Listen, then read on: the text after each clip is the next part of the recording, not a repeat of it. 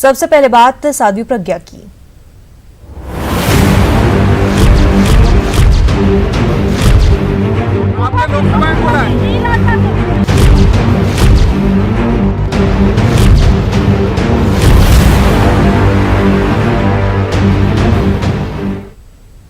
गोडसे को देशभक्त बताना साध्वी प्रज्ञा सिंह को महंगा पड़ा। उनके बयान की चार जानिब से नुक्ताचीनी की जा रही थी। लोकसभा की कार्रवाई शुरू हुई तो प्रज्ञा सिंह ठाकुर के बयान की गूंज ऐवान में सुनाई दी। ओपोजिशन ने हंगामा किया। स्पीकर ओम बिरला ने शोर शराबे को रोकने की कोशिश की। इस मामले पर वजीर दिफा राजनाथ सिंह ने ऐवान में बयान दिया। उन्होंने कहा कि नथुराम गोडसे को देशभक्त कहना तो दूर हुकूमत इस सोच की नफी करती है। राजनाथ सिंह ने कहा कि गांधी जी पूरे मुल्क के आइडल हैं। इस बीच कांग्रेस ने ऐवान से वॉकआउट किया। साध्वी प्रज्ञा सिंह की चरब जबानी बीजेपी और हुकूमत के लिए सुबकी का सबब बन रही है। गोडसे के हवाले से साध्वी के ताजा बयान से हुकूमत की किरकिरी हो रही देखकर पार्टी हरकत में आ गई है। पार्टी ने दिफाई उमूर पार्लिमानी कमेटी से साध्वी की छुट्टी कर दी है। हता कि पार्लिमानी पार्टी की मीटिंग में शिरकत से भी साध्वी को रोक दिया गया है। जराये के मुताबिक साध्वी प्रज्ञा सिंह ठाकुर के खिलाफ डिसिप्लिनरी कमेटी बड़ी कार्रवाई कर सकती है। पार्टी उन्हें मुअत्तल भी कर सकती है।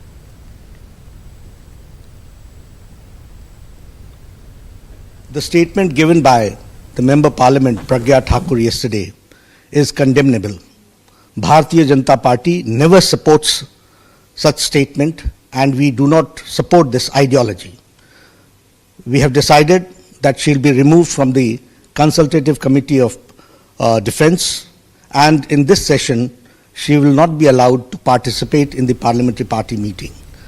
We are very clear about it that we condemn her statement and we do not support this ideology. Godse के बारे में प्रज्ञा ठाकुर के बयान पर राहुल गांधी का रद्द-ए-अमल सामने आया है। उन्होंने कहा कि प्रज्ञा ठाकुर पर मैं कुछ नहीं कहना चाहता क्योंकि ये बीजेपी और आरएसएस का दिल और आत्मा है। राष्ट्रभक्त Pragya Singh Thakur has said. I already told them I don't comment on what that. But still she continuously वो यही बात कही जा रही है। पहले भी मना किया प्रधानमंत्री ने। That's the heart of the BJP, ना? That's the center of the BJP. That's the heart of the RSS. What can I say? BJP Nathuram Godse पर अपना मौक़िफ़ वाज़ेह करे। असदुद्दीन ओवैसी का कहना है कि आजम खान के बयान पर सख्त रुख अपनाया गया था और अयोध्या पर आए सुप्रीम कोर्ट के फैसले पर मेरे खिलाफ भी सख्ती बरतने की बात कही गई थी। अब प्रज्ञा ठाकुर पर पार्टी कोई सख्त रुख क्यों नहीं अपना रही है? न्यूज़ 18 से बात करते हुए एमआईएम सदर असदुद्दीन ओवैसी ने इन ख्यालात का इजहार किया। हमारे साथ सांसद असदुद्दीन ओवैसी, उनसे बात करते हैं। सर, जिस तरह से बीजेपी ने प्रज्ञा ठाकुर को पार्लियामेंट्री पार्टी में आने से मना कर दिया है, उनके इस बयान के साथ नहीं है, कैसे देखते हैं सर इसे? अरे भाई, ये जो है ना, ये कब तक इस तरह की ड्रामाबाजी करेंगे? देश ये जानना चाहता है कि बीजेपी महात्मा गांधी से उनकी मोहब्बत कितनी है और नाथुराम गोडसे से उनकी नफरत का मियार क्या है। अगर आप नाथुराम गोडसे से नफरत करते हैं तो फिर आप ही की पार्टी में एक सांसद हैं जो पहली मर्तबा नहीं, दूसरी मर्तबा उन्होंने महात्मा गांधी के कातिल को देशभक्त कहा है। हम बीजेपी से जानना चाहते हैं कि भाई साहब, ये आपकी देशभक्ति है? अगर हम बाबरी मस्जिद के फैसले के ऊपर उस सेटिस्फाइड नहीं है तो आपने हमको क्या क्या कह दिया? आजम खान की स्पीच हुई तो उस पर तो पूरे बीजेपी के लोग खड़े हो गए कि चेयर के सम्मान की बात है। अब गांधी के सम्मान में कौन खड़े रहेगा? नाथुराम गोडसे के खिलाफ कौन खड़ा होगा? ये तो बीजेपी को बताना पड़ेगा देश को। तो सर, आपने इसको लेकर के जो नोटिस दिया है सर, उस पर क्या चाहते हैं बहस हो? हमने स्पीकर को नोटिस दिया है। स्पीकर ने काइंड इनफ थे, उन्होंने कहा कि हमने उसको उसमें अपने लिया हुआ संज्ञान में लिया है। स्पीकर के ऊपर है कि वो क्या करेंगे। हमने तो दे दिया है क्योंकि देखिए, पार्लियामेंट के जो रूल्स हैं, आपके रूल 352 और 349 का क्लियर वायलेशन है उस स्पीच में। एक बीजेपी की एमपी ने टेररिज्म को ग्लोरीफाई किया। आप टेररिज्म ग्लोरीफाई करते हैं और आपकी सरकार कहती है टेररिज्म कॉम्प्रोमाइज नहीं करेंगे। साफ तौर पर ये चाहते हैं कि आखिरकार क्या रुख है टेररिज्म को लेकर के बीजेपी का, इस पर सफाई मांगा है। कांचनापू पाठक के साथ Vineet Kumar, news 18 Delhi. BJP leader Shahnawaz Hussain का कहना है कि बीजेपी बापू की बेइज्जती बर्दाश्त नहीं कर सकती। नथुराम गोडसे कातिल है। शाहनवाज हुसैन से बात की हमारी नुमाइंदा रचना ने। प्रज्ञा ठाकुर पर बीजेपी ने कड़ा एक्शन लिया है। हमारे साथ बात करने के लिए मौजूद हैं शाहनवाज जी। शहनवाज जी, रक्षा मंत्रालय समिति से प्रज्ञा ठाकुर को निकाल दिया गया है, क्या कहना चाहेंगे? ये देखिए, भारतीय जनता पार्टी किसी भी शर्त पर बापू का अपमान बर्दाश्त नहीं कर सकती। नाथूराम गोडसे हत्यारा था, उसने बापू की हत्या की, उसकी प्रशंसा कोई भी करे जाने अनजाने में, ये स्वीकार नहीं है। एक नहीं अनेक बार ये संदेश दिया गया है, इसलिए पार्टी ने कार्रवाई की है। सर, पार्टी ने कार्रवाई की है, लेकिन अगर अपोजिशन की बात करें तो उनका कहना है कि जब रखा गया था तब क्यों नहीं सोचा गया, और राहुल गांधी ने कहा कि आतंकी साध्वी प्रज्ञा ठाकुर ने आतंकी गोडसे पर बयान दिया। देखिए, जो प्रज्ञा ठाकुर ने बयान दिया उससे पूरी तरह भारतीय जनता पार्टी असहमत है, लेकिन राहुल गांधी भी जिस तरह की भाषा एक सांसद के लिए कह रहे हैं, ये दुर्भाग्यपूर्ण है। कैमरा पर्सन नगेंद्र के साथ मैं रचना, न्यूज़ 18 दिल्ली। मुल्क भर में प्याज की कीमतों में बेतहाशा इजाफा हुआ है। बावर्ची खाने से प्याज गायब होती जा रही है। मुल्क के कई रियासतों में प्याज लोगों को रुला रही है। दिल्ली में प्याज की क्या कीमत है और बढ़ी हुई प्याज की कीमत पर लोगों का क्या सोचना है, जायजा लिया हमारे नुमाइंदे राजीव तिवारी ने। भारत में अगर बात किया जाए तो हर जगह प्याज महंगा हो गया है। दिल्ली में भी प्याज 80 से 100 रुपए किलो बिक रहा है। चलिए यहाँ पे जानते हैं ओखला सब्जी मंडी में, क्योंकि यहाँ पे थोक विक्रेता हैं लोग, क्या भाव प्याज बेच रहे हैं। प्याज जनाब हम बेच रहे हैं यहाँ से 64 रुपए किलो। तो जो कॉलोनियों में जो ठेले पे रेडी पे जो लोग लेके जा रहे हैं वो 80 से 100 रुपए किलो बेच रहे हैं, आखिर इसके क्या वजह है? तो वो भी तो अपनी मजदूरी के लिए बेच रहे हैं, वो भी तो अपनी मजदूरी के लिए बेच रहे हैं। वो मेहनत कर रहे हैं 10-5 रुपए किलो, तो वो भी कमाएंगे। तो पल्लेदारी तो कर ही नहीं रहे वो लोग, वो तो अपनी मजदूरी के लिए करेंगे। तो अच्छा, क्या वजह है कि प्याज इतना महंगा हो गया? अगर देखा जाए तो कुछ समय पहले ही प्याज के रेट कम हो गए थे, फिर दोबारा बढ़ गया है। हमें तो इसका कोई इल्म नहीं है, हम तो दिल्ली के अंदर बैठे हैं, बाहर क्या हो रहा है क्या नहीं हो रहा है हमें इसका इल्म नहीं है। तो प्याज का तड़का ही जो है खाने को स्वादिष्ट बनाता है, और प्याज न होने की वजह से इस समय लोगों के खाने का जायका बिगड़ गया है।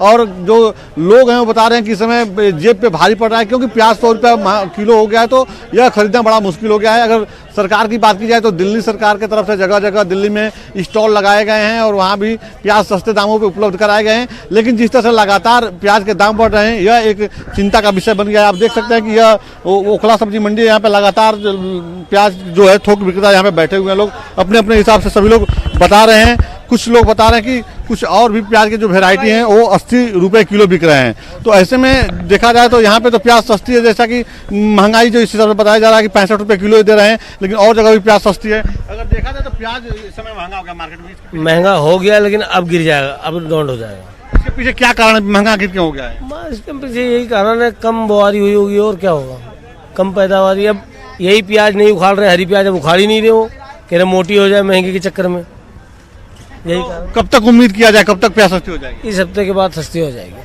तो देखिए, इनका कहना है कि इस सप्ताह के अंत तक जो है प्याज सस्ती हो सकती है, और उसी तरह से तमाम लोग उम्मीद तो जता रहे हैं कि प्याज सस्ती हो जाएगी, लेकिन प्याज कब तक सस्ती होगी? क्योंकि प्याज देखा जाए तो यह तीसरी बार प्याज के दाम में उछाल हुआ है, और इसको लेकर जो है काफ़ी लोग परेशान हैं। कहा जा सकता है दिल्ली एनसीआर के लोग परेशान हैं, लोगों के थाली से प्याज इस समय गायब हो गया है। दुकानदार यहाँ पे बता रहे हैं कि प्याज का जो आवक है वो कम हो गया है, और यही स्थिति रही तो 15 दिसंबर के पहले जो है प्याज के दाम में गिरावट की संभावना नहीं है, क्योंकि मार्केट में प्याज नहीं आ रहा है और डिमांड अधिक है, जिससे प्याज के दाम बढ़ गए हैं। कैमरा पर्सन योगेंद्र के साथ राजीव तिवारी, न्यूज़ 18 दिल्ली।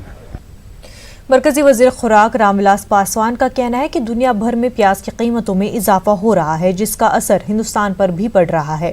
उन्होंने कहा कि 56,000 मीट्रिक टन प्याज बफर स्टॉक में थी, जिसमें तकरीबन 50% खराब हो चुकी है। उन्होंने मजीद कहा कि प्याज दरामद की जा रही है, लेकिन उसके बावजूद प्याज की कीमत कम नहीं हो पा रही है। उन्होंने उम्मीद जाहिर की कि बैरून ममालिक से प्याज की नई खेप आने के बाद इसकी कीमत कम होगी। कहा कि वो हमारे हाथ में नहीं है। सरकार जो मैक्सिमम प्रयास जो है, अब प्रकृति के सामने में किस क्या चलता है कि हम लोग सोच रहे थे कि अब प्याज क्या कहते हैं कि प्याज बुआई में 1 महीना लेट हुआ तो 1 महीना के बाद क्या कहते हैं कि ठीक हो जाएगा। जबकि जब फसल होने का हुआ तो पानी क्या कहते हैं कि पड़ गया, हो गया। तो उसमें तो इसलिए मैंने कहा कि जो भी सिचुएशंस हैं वो सिचुएशन को सरकार जो है कहते हैं गंभीरतापूर्वक, अब जो है सपोज कह लीजिए कि स्टॉक लिमिट है वो हम लोगों ने लगा दिया, छापामारी है, वो छापामारी क्या कहते हैं कि शुरू है। तो जो सरकार के पास में मैक्सिमम कार्रवाई है वो कार्रवाई क्या कहते हैं कर रहे हैं। बहुत से राज्य सरकारें हैं जो राज्य सरकार क्या कहते हैं कि प्याज है जो भी है उसमें यदि ज़्यादा दाम पर मिल रहा है तो थोड़ा उसमें जो क्या कहते हैं कि सब्सिडी दे करके कि कम दाम पर क्या कहते हैं कि जो है बेच रही है। मरकजी वजीर मुख्तार अब्बास नकवी का कहना है कि वजारत लोगों की भलाई के लिए काम कर रही है। 5 सालों में 3 करोड़ 18 लाख स्कॉलरशिप दी गई है।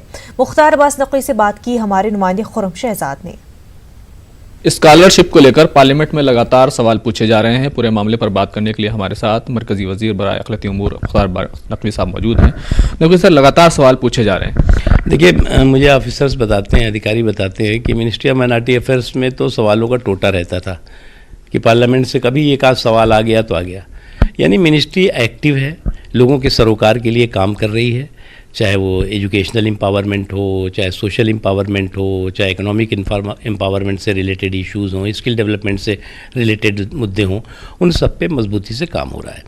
पिछली बार हमने 3 करोड़ 18 लाख इन 5 सालों में, पिछले 5 सालों में छात्र छात्राओं को स्कॉलरशिप दी जो गरीब थे, कमज़ोर तबके थे। इस बार भी हम बहुत बड़ी तादाद में स्कॉलरशिप दे रहे हैं। और इस बार भी सर आपने कहा था कि हम चाहते हैं कि 1 करोड़ स्कॉलरशिप हर साल दें। इस बार अप्रॉक्सीमेटली 1 करोड़ तो एक साल में हम ये इसी समय दे देंगे। उसके बाद 4 साल अभी बचा हुआ है। तो मुझे लगता है कि हम अच्छा क्या है कि एक पहली बात समझना चाहिए, स्कॉलरशिप हमारी 100% डिजिटल है, 100% ऑनलाइन हो गई है। स्कॉलरशिप पोर्टल के माध्यम से दी जाती है, कोई बिचौलिया नहीं, कोई बेईमानी नहीं। सीधे छात्र छात्राओं को स्कॉलरशिप उनके खातों में पहुंच रही है, पहुंचेगी और पहुंच रही है। तो हमारी कोशिश है कि ट्रांसपेरेंट तरीके से जो ज़रूरतमंद हैं, जिनको शिक्षा के लिए ज़रूरत है, उनके एजुकेशनल एम्पावरमेंट, शैक्षिक सशक्तिकरण के लिए ज़रूरत है, उनको वो मिले। लेकिन और देश के हर कोने से एप्लीकेशन आ रही हैं और आई हैं, और मुझे पूरी उम्मीद है कि हम अपने जो हमारा टारगेट है वो उसको पूरा करेंगे। सर, एक आखिरी सवाल, जिस तरह से आप मिनिस्ट्री का, वजारत का बजट है, उसमें से देख रहे हैं कि तकरीबन 2000 करोड़ के आसपास आप लोग स्कॉलरशिप पर ही खर्च कर रहे हैं, तो कितनी ज़्यादा मतलब आप तवज्जो दे रहे हैं? देखिए, हमारा एजुकेशनल एम्पावरमेंट माइनॉरिटीज़ का बहुत ज़रूरी है। आपने देखा कि कितनी गुर्बत में माइनॉरिटीज़ के लोग, बच्चे बच्चियाँ रहते हैं, परिवार है उनके, वो शिक्षा करा नहीं पाते। ज़्यादातर स्कूल से ड्रॉप आउट के केसेस दिखाई पड़ते हैं। तो हमारी ये सब कोशिश है कि उनको जो है वो आर्थिक रूप से तंगी की परेशानी की वजह से वो शिक्षा से दूर महरूम न रहे, शिक्षा से दूर न रहे। और इसके लिए हम पूरी कोशिश करते हैं। हमने स्कॉलरशिप के लिए खुद हमारे senior officers, joint secretary level के, एडिशनल सेक्रेटरी लेवल के ऑफिसर्स स्टेट्स में गए, स्टेट्स में अवेयरनेस कैंपेन्स की। जो इंस्टीट्यूशंस हैं उनको हमने बात करी, उनको कहा कि आप अपने बच्चे बच्चियों को जो स्कॉलरशिप चाहते हैं उनको आप स्कॉलरशिप पोर्टल पे भरवाइए। तो बहुत अच्छा है। और एक डुप्लीकेसी बिल्कुल बंद हो गई, लीकेज बंद हो गया। मतलब पहले तो ना था कि भाई यहाँ से भी ले रहे हो, अब तो क्या हो गया कि सीधे सीधे आपको, जैसे सेंट्रल गवर्नमेंट से स्कॉलरशिप ले रहे हैं तो स्टेट से नहीं मिलेगी आपको। तो वो एक बहुत अच्छा प्रोसेस हुआ है। तो डुप्लीकेसी ना होने की वजह से ज़्यादा बच्चे और बच्चियाँ स्कॉलरशिप ले रही हैं। तो ये थे मुख्तार अब्बास नकवी, जिन्होंने कहा कि तरजीहात में शामिल है वजारत की, और यही वजह है कि वजारत एक्टिव है और सवाल भी लगातार पूछे जा रहे हैं। कैमरामैन हरीश के साथ खुर्रम शहजाद, न्यूज़ 18 दिल्ली। मकदम है सबसे पहले सुर्खियां। साध्वी प्रज्ञा पर ओपोजिशन का हमला, पार्लियामेंट से बाहर का रास्ता दिखाने का किया मुतालबा। मध्य प्रदेश में कांग्रेस सरकार के 1 साल होने जा रहे हैं मुकम्मल। वुज़रा के रिपोर्ट कार्ड पर सूबे में गरमाई सियासत, बीजेपी ने कहा गुमराह कर रही है कांग्रेस। छत्तीसगढ़ में तीसरे दिन भी स्टील कारोबारियों पर इनकम टैक्स की कार्रवाई, 40 से ज्यादा जगहों पर छापेमारी, अभी तक 1 करोड़ से ज्यादा नकदी बरामद।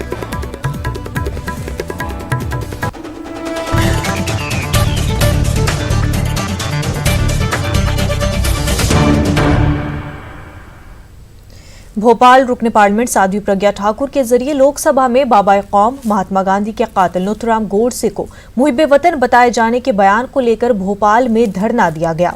कांग्रेस रुकने असेंबली आरिफ मसूद की जेर क़यादत दिए गए धरने में बड़ी तादाद में कांग्रेस कारकुनान के साथ आम शहरियों ने शिरकत की और बीजेपी से साध्वी के पार्लियामेंट की रुकनियत को खत्म करने का मुतालबा किया गया।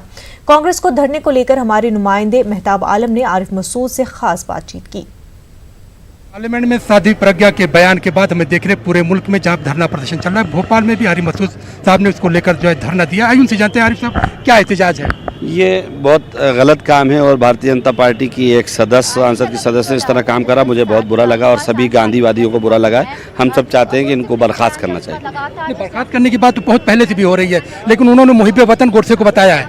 नहीं, उन्होंने गलत बताया और मैं आज भी इस कार्रवाई से संतुष्ट नहीं हूँ और हम चाहते हैं कि भारतीय जनता पार्टी अगर चाहती है तो वास्तव में नैतिकता का पाठ पढ़ाने वाली बातें करती है तो कथनी और करनी में अंतर अलग करके उस पर कार्रवाई करे।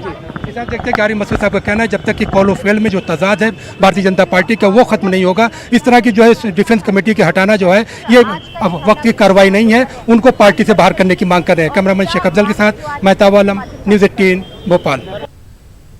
मध्य प्रदेश में कांग्रेस सरकार के 1 साल पूरे होने जा रहे हैं। ऐसे में वुजरा के रिपोर्ट कार्ड पर सूबे में सियासत शुरू हो गई है। देखिए रिपोर्ट।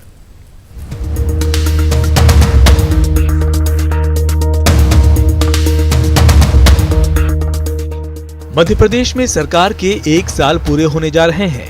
इसे लेकर सरकार के वुजरा अपने कामकाज की रिपोर्ट पेश कर रहे हैं। वुजरा अपने महकमे की हुसूलियाबियां गिनवा रहे हैं। वहीं बीजेपी सवाल खड़े कर रही है। बीजेपी का कहना है कि रिपोर्ट के जरिए वुजरा आवाम को गुमराह कर रहे हैं। अभी तक हम कहते आए थे कि ये वादों वाली सरकार है, पर अब हम कह रहे हैं ये वादा खिलाफी वाली सरकार है, क्योंकि वचन पत्र में आपने जो जो वादे किए 11 महीने में तो वो पूरे नहीं किए। किसान का कर्जा। नवाब मलिक प्रेस कॉन्फ्रेंस कर रहे हैं, आपको सीधा ले चलते हैं प्रेस कॉन्फ्रेंस में। आघाडीमध्ये शिवसेना, राष्ट्रवादी काँग्रेस, समाजवादी पार्टी, शेतकरी कामगार पक्ष, शेतकरी संघटना आणि आणखीन काही अपक्ष आमदार व लहान पक्ष या आघाडीमध्ये आहे।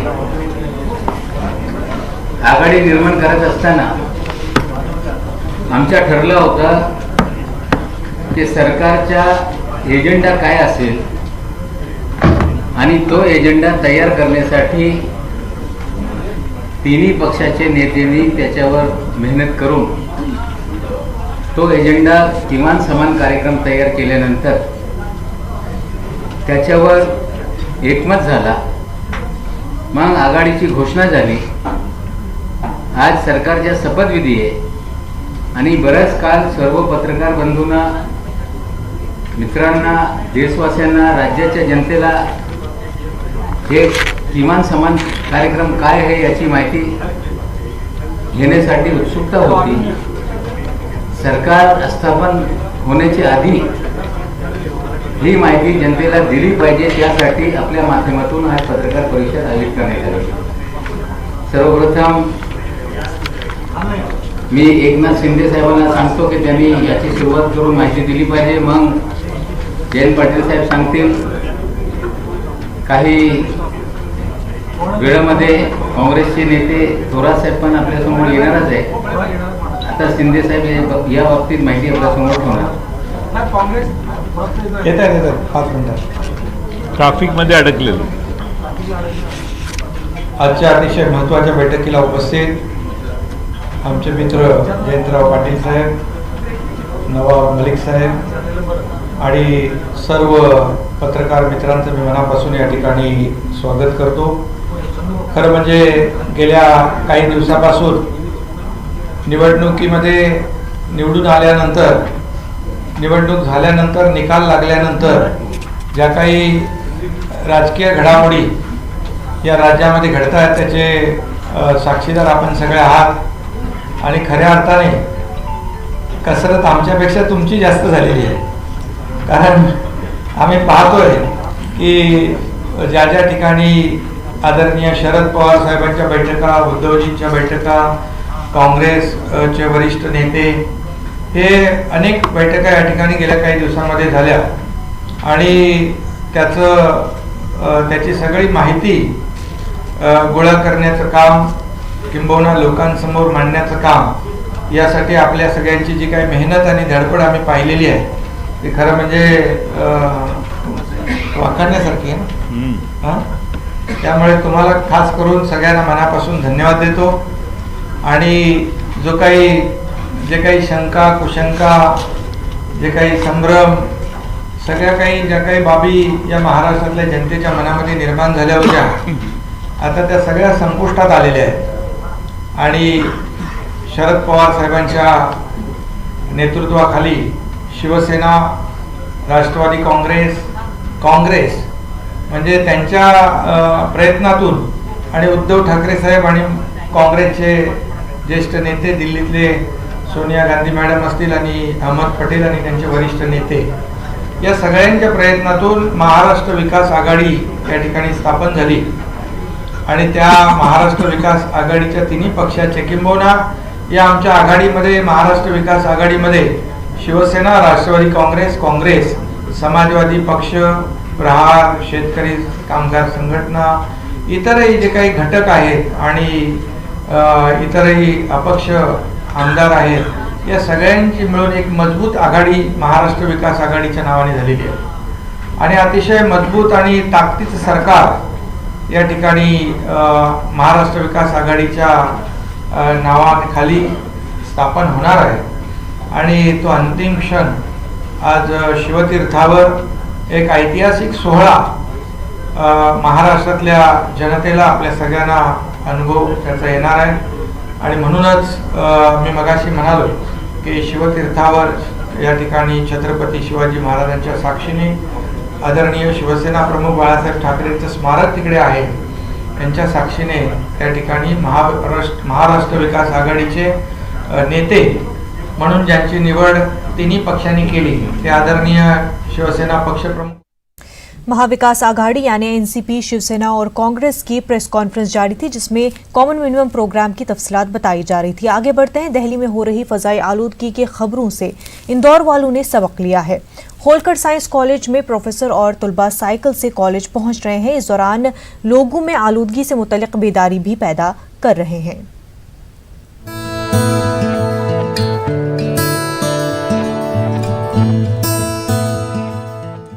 इंदौर में फजाई आलूदगी को लेकर आवाम में बेदारी पैदा हो रही है। कुछ दिन कबल रियासती वजीर जीतू पटवारी और कलेक्टर की साइकिल के साथ तस्वीरें सामने आई थीं। अब इसका असर देखने को मिल रहा है। ये तस्वीरें होलकर साइंस कॉलेज की है। कॉलेज के कई प्रोफेसर और तलबा गाड़ी छोड़ साइकिल से कॉलेज पहुंच रहे हैं और इस दौरान ये लोग फजाई आलूदगी के ताल्लुक से बेदारी भी फैला रहे हैं। ये पर्यावरण को बचाने की पहल हमारे जन भागीदारी के गेस्ट फैकल्टी भारत जाट की पहल पर ही हमने किया है और पर्यावरण को बचाना है, क्योंकि आज पूरा देश और प्रदेश में इंदौर तो पर्यावरण के कारण कितना देश में इंदौर में बदबुओं से भरा हुआ रोज हमको बदबुआं सूंघना पड़ती है और आज भी स्वच्छ इंदौर में गंदगी भी फैलने लग गई है। वापस सफाई नहीं हो रही है, वो सफाई भी होना चाहिए। पर्यावरण स्वच्छ हो तो हमारा स्वास्थ्य भी स्वच्छ रहेगा। महाविद्यालय में एक दिन हम सब प्रोफेसर साइकिल से आएंगे, वो आज तारीख तय हो जाएगी। ये है कि जितना हम व्हीकल को यूज़ करना कम करेंगे, पेट्रोल जितना यूज़ करना कम करेंगे, उतना पोल्यूशन कम होगा। तो हम ये सोच रहे हैं कि एक दिन एटलीस्ट एक दिन तो साइकिल चलाई ही जाए और इसी के लिए हमने आज ये स्टार्टअप किया है कि हमने खुद ने, जो हम अतिथि विद्वान सौ वित्तीय हैं, उन्होंने ये आज इसका कह सकते स्टार्टअप किया है कि हम आज साइकिल से आएंगे या पब्लिक ट्रांसपोर्ट यूज़ करेंगे। प्रिंसिपल और कॉलेज के टीचरों को तलबा का भी साथ मिल रहा है। ऐसे में उम्मीद है कि ये पहल एक मुहिम बन जाएगी और इसका असर दूसरे शहरों पर भी पड़ेगा। माहौलियात को साफ सुथरा रखना सिर्फ हुकूमत की जिम्मेदारी नहीं, बल्कि ये हमारी भी जिम्मेदारी है कि माहौल को साफ सुथरा बनाए और आने वाली नस्लों को एक बेहतर जिंदगी दे सके। न्यूज़ 18 उर्दू, रतलाम। छत्तीसगढ़ में भी प्याज की कीमत लोगों को रुला रही है। रियासत के कई जिलों में प्याज की कीमत 100 रुपए के पार हो गई है। जिस तरह से कुछ महीनों में प्याज की कीमत बढ़ी है, उससे लोगों के किचन का बजट बिगड़ गया है। इस साल बारिश ज्यादा होने से प्याज की पैदावार पर भी असर पड़ा है, जिसकी वजह से कीमत आसमान छू रही है।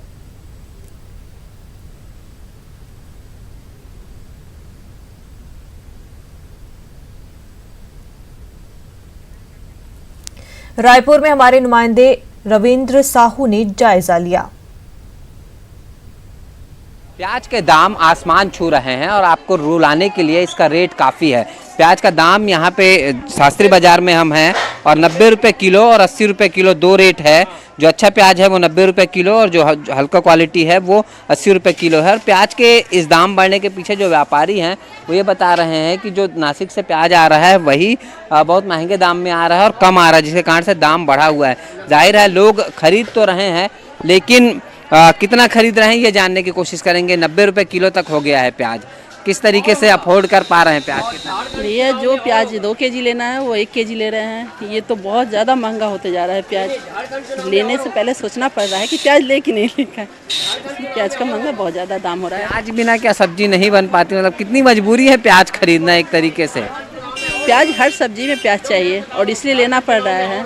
मजबूरी हो रहा है, लेना पड़ रहा है, लेकिन दाम बहुत ज़्यादा बढ़ गया है। मजबूरी में लेना पड़ रहा है। आपसे जानना चाहूँगा, दाम जो इतने बढ़ रहे हैं फिर भी हम प्याज खा रहे हैं, क्या लगता है? खाना ही पड़ेगा, कम खा रहे हैं ना, कम खा रहे हैं ना। और झारखंड चुनाव में 100 रुपये से ऊपर चला जाएगा तो 100 रुपये से जाहिर है कि प्याज के जो दाम बढ़ रहे हैं उससे लोग परेशान हैं, लेकिन प्याज खरीदना नहीं छोड़ रहे हैं। ये ज़रूर कह रहे हैं कि जहाँ पे 2 किलो खरीदते थे वहाँ 1 किलो खरीदेंगे, जहाँ पहले 2 प्याज डालते थे वहाँ 1 प्याज डालेंगे। लेकिन जो है दाम जो बढ़ते जा रहे हैं उसको लेकर ज़रूर लोगों में इस बात को लेकर नाराज़गी है और दाम बढ़ने को लेकर चिंता भी जता रहे हैं। कैमरामैन रोहित श्रीवास्तव के साथ राघवेंद्र साहू, न्यूज़ 18 छत्तीसगढ़, रायपुर। खास बात में फिलहाल